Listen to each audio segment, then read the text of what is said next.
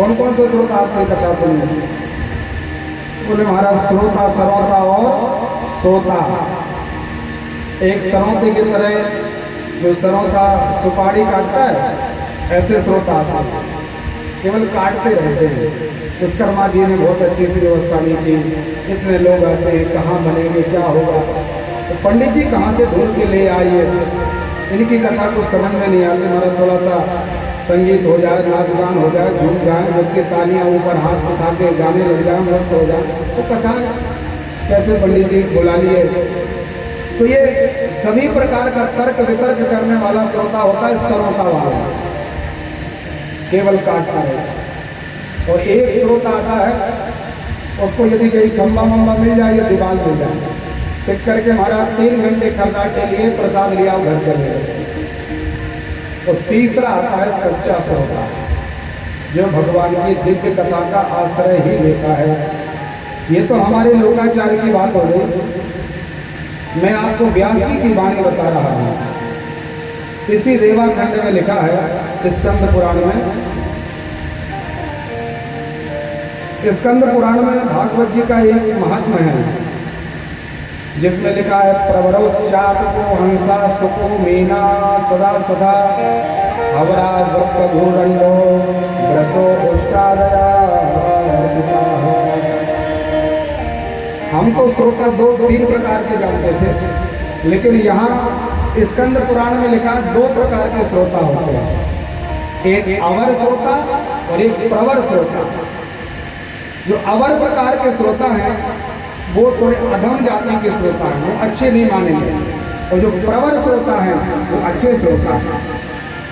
आप लोगों ने 7 दिन बड़े भाव से कथा सुनी यहाँ बैठकर, और सही में आप लोगों ने भाव से सुनी, कोई बातचीत नहीं, और मौन होकर के आपने कथा का आनंद लिया। अपना कैलकुलेशन करें कि हम कौन से श्रेणी के श्रोता हैं।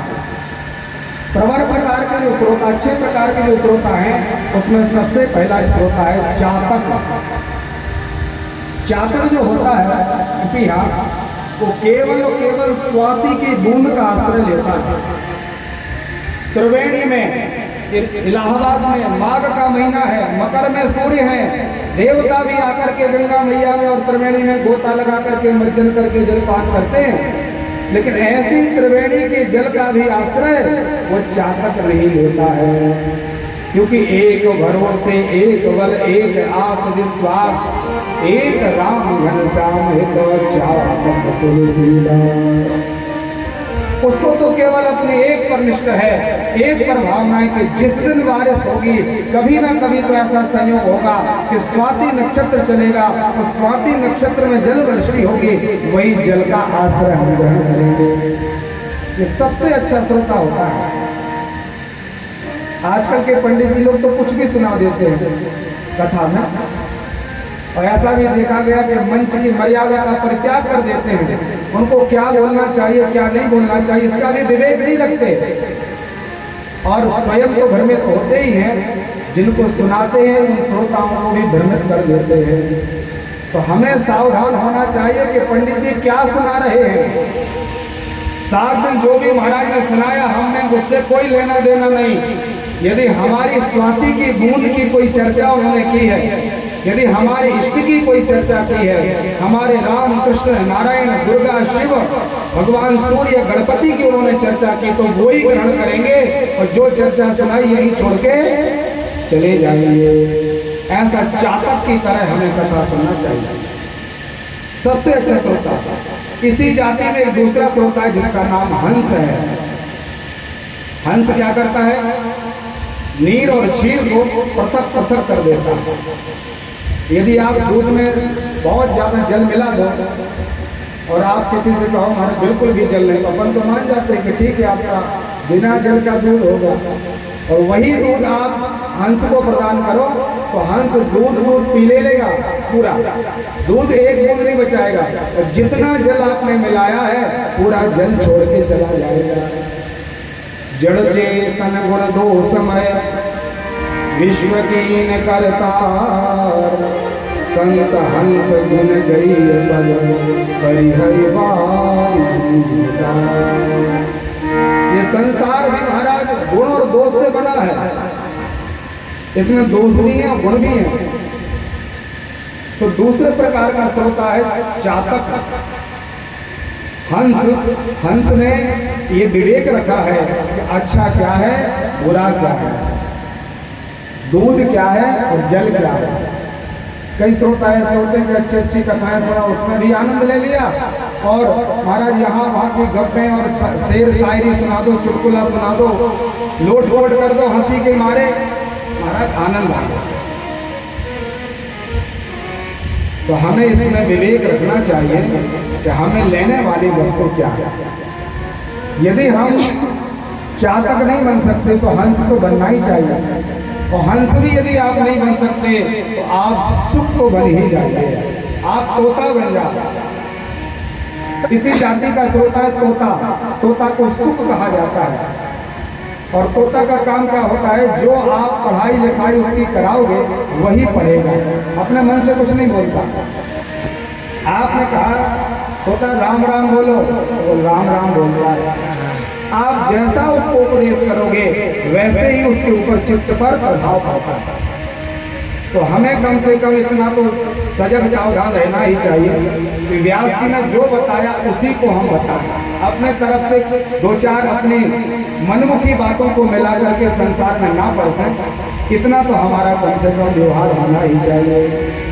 ये तो हो गए अच्छे प्रकार के श्रोता। तो मुझे लगता है आप लोग इसी की श्रेणी के होंगे। अब अधम जाति के श्रोता का भी श्रवण कर लें। कई जगह मिलते हैं ऐसे जिनमें लिखा है कि सबसे पहले व्रत घोरानंद वसोधरा,